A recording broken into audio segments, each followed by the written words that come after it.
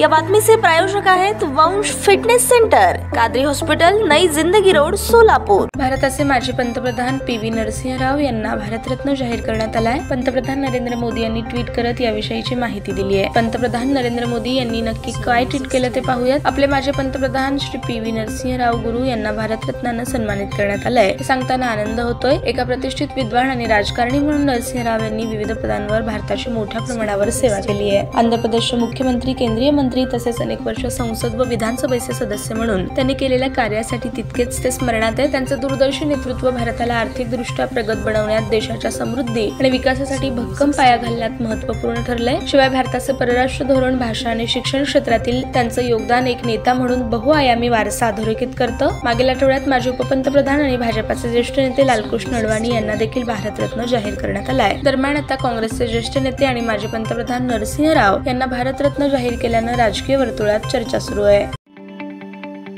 ताज्या बातम्या पाहण्यासाठी प्राईम महाराष्ट्र न्यूज चॅनलला सबस्क्राईब करा।